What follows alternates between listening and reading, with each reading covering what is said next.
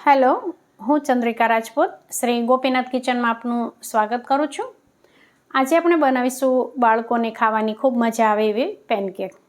તો બાળકોને જ્યારે ભૂખ લાગી હોય અને આપણે એને નાસ્તામાં કંઈક આપવું હોય તો આપણે આવા પેનકેક બનાવીને આપી શકીએ છીએ, જે બનાવવા એકદમ સહેલા છે અને બાળકોને પણ ખાવાની ખૂબ મજા આવે। તો ચાલો આપણે આ પેનકેક બનાવવાનું શરૂ કરીએ। તો એના માટે આ મેં પિલ્સબેરી કંપનીનું જે ચોકલેટ ફ્લેવરવાળું આવે છે ને પેકેટ, એ મેં લીધું છે અને આનો પાવડર હવે આપણે એક વાટકામાં કાઢી લઈશું।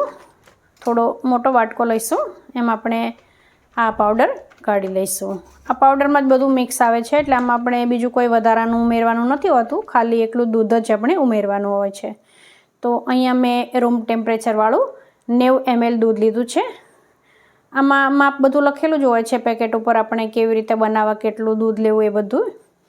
તો આવી રીતે થોડું થોડું દૂધ ઉમેરી અને આપણે આવું બેટર તૈયાર કરી લેવાનું છે, જેની કન્સિસ્ટન્સી આવી રીતની હોય છે।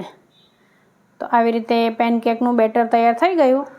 હવે આને આપણે નોનસ્ટિક કઢાઈ અથવા તો આપણે રોટલી બનાવીએ લોખંડનો તવો એ હોય તો પણ ચાલે, એમાં પણ આ બને છે। તો થોડા 2 ટીપા જેટલું તેલ નાખી અને આપણે ગ્રીસ કરી લઈશું અને પછી આવી રીતે ચમચાથી કે ડાયરેક્ટ વાટકાથી આવી રીતે પાથરી દઈશું આપણે પેનકેકનું બેટર।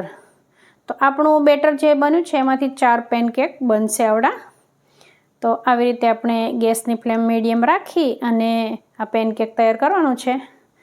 તો આમાં એની જાતે થોડીવાર પછી આમ બબલ્સ થવા લાગશે અને બબલ્સ થવાના બંધ થઈ જાય, બબલ્સ બેસી જાય ત્યાં સુધી આપણે એક બાજુ આને થવા દેવાનું છે, એટલે 1 થી 2 મિનિટ જેટલો સમય લાગશે અને હવે આને આપણે પલટાવી લેવાનું છે। તો આ એકદમ સરળતાથી ઉથલાવી શકાય છે અને આને પલટાવીને આપણે 1 મિનિટ જેટલું થવા દેવાનું છે। આપણે કેવી રીતે બનાવવા એ બધી જ આપણને માહિતી પેકેટ પર લખીને આપેલી હોય છે। તો આવી રીતે બંને બાજુ થઈ જાય પછી એને આપણે પ્લેટમાં કાઢી લઈશું। આવી રીતે આપણે જે બાકીનું બેટર વધ્યું છે એના પેનકેક બનાવી લઈશું।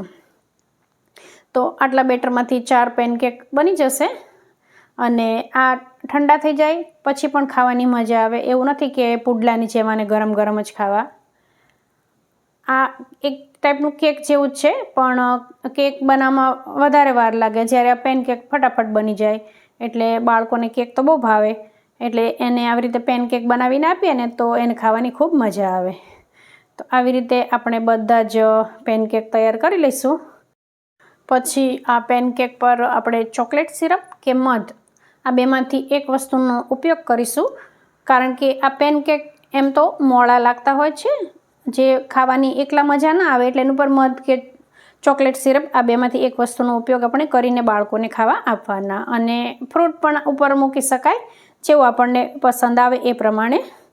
તો તમે તમારા બાળકો માટે ક્યારેય ના બનાવ્યા હોય તો એક વખત આવી રીતે પેનકેક બનાવીને ખવડાવજો।